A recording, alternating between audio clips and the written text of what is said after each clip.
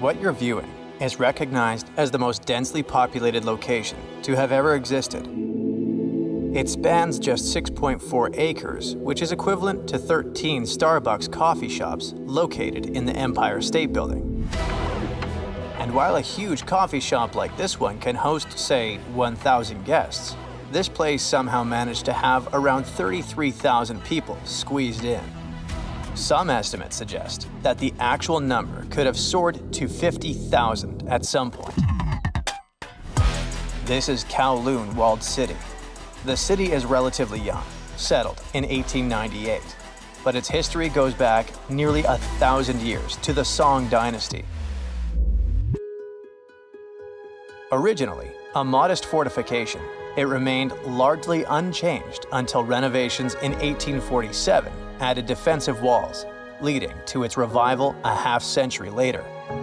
But back then, the area was sparsely populated rather than crowded. To really understand just how packed this area got by the mid-20th century, let's compare it to some others. Take the East Village in New York City, for example. It has a little park at its center, but mostly it's filled with a mix of historic homes and newer apartment buildings.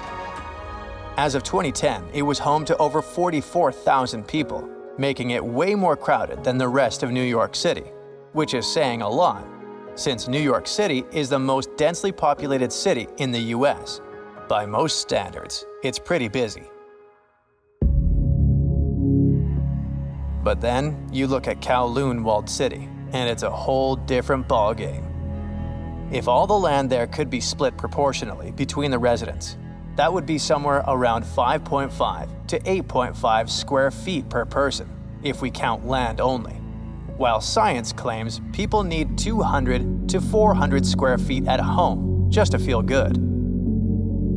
So, why was everything crammed together like that? Well, it comes down to Kowloon Walled City's unique status. It was never officially part of the rest of Hong Kong.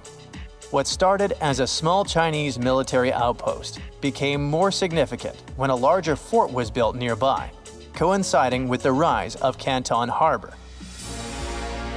After the fall of the Qing dynasty, this site transformed into a tourist destination, eventually becoming home to around 400 squatters.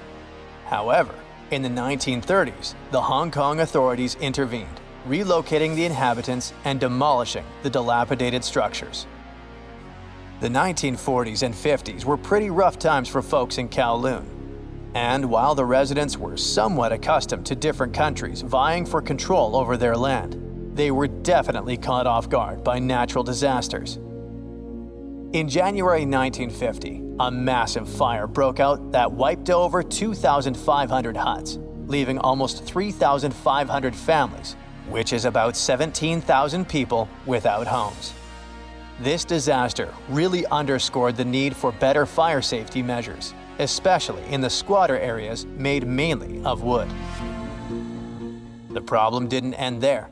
Due to the lack of control from both the Chinese and British authorities, except for a handful of operations conducted by the Hong Kong police, the walled city became a refuge for illegal activities.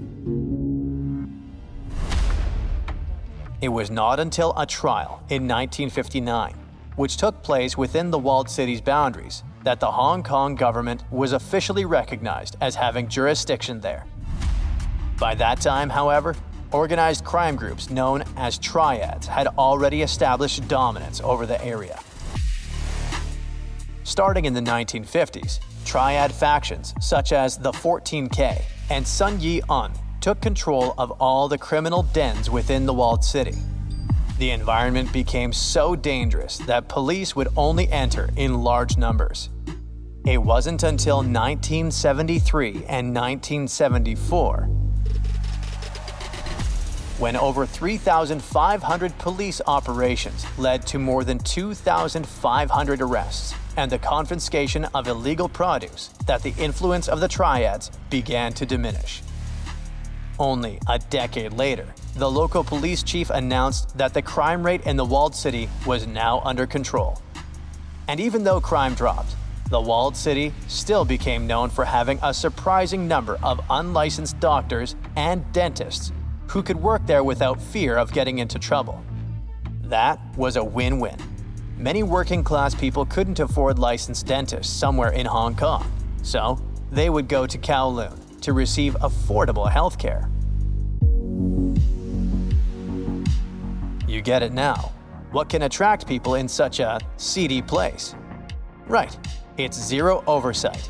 And zero oversight means that anyone could start their business here, no matter how shady it was. However, there were some totally normal entrepreneurs. For example, noodle makers. Despite all the dangers, the population of the city kept growing. But how can you create more houses if your territory is very limited? Simple. Think vertically, not horizontally. So, local developers started stacking more and more stories, as if those were Lego bricks you could easily add on top of your tower.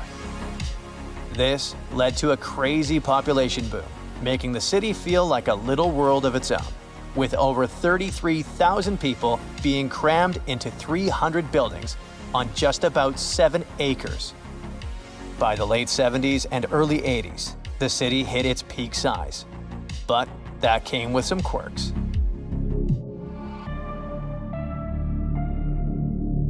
However, there were limits on how tall buildings could go. Those could not exceed 13 to 14 stories, and it was because of planes flying into Kai Tak Airport. Yeah, living close to the airport meant residents had to deal with a lot of noise. Water was provided through 8 municipal pipes, although there were options for wells too. Some streets barely saw any natural light thanks to the way buildings were packed in, and fluorescent lights were the go-to for illumination down below. It was nighttime all the time in there. So, the city buildings were pretty tall, yet the city had merely 2 elevators for its entirety. At the base of various skyscrapers, both shared and private mailboxes were affixed to the walls.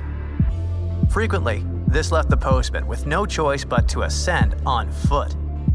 Even several floors high, the tangled network of paths persisted, intricate passages that wound their way into the city's core through a web of bridges and staircases. But let's say you live in such a place and want to have a walk or just a bit of fresh air. What do? In such cramped conditions, rooftops will serve you 1,000 purposes. They can be a space for physical activities and a kid's playground, but they can also be used as venues for pigeon racing, with residents making their guess concerning which pigeon comes first. And it's illegal for sure. Such rooftops can pose certain risks because of the narrow spaces between the buildings. But locals use them also as landfills. The absence of efficient garbage collection led to some residents to transport their larger waste items up to the roof.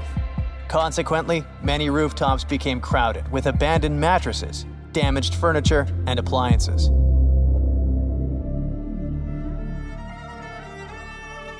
Hey, I get the feeling that I'm talking about something that actually exists.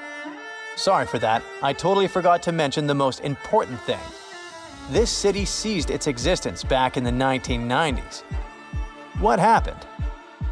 Long story short, both Chinese and British authorities grew increasingly weary of the chaos unfolding in the city. Control was difficult, if not impossible. Criminals kept proliferating and the area was in disarray. Consequently, officials from both countries chipped in and allocated approximately $350 million in compensation for the locals, who had been kicked out of that area as the city was demolished. Kowloon exists today, but not as the infamous Walled City. It's now an urban area in Hong Kong, which is located in a completely different place. It just has the same name. As for the area that used to be Kowloon, there's now a park known as Kowloon Walled City Park. Architects and thinkers still look back at Kowloon as a prime example of the organic megastructure concept from the 60s, which envisions cities as flexible networks that grow and change with their residents. Almost forgot.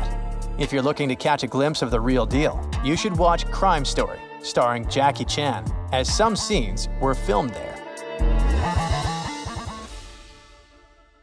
That's it for today. So hey, if you pacified your curiosity, then give the video a like and share it with your friends. Or if you want more, just click on these videos and stay on the bright side.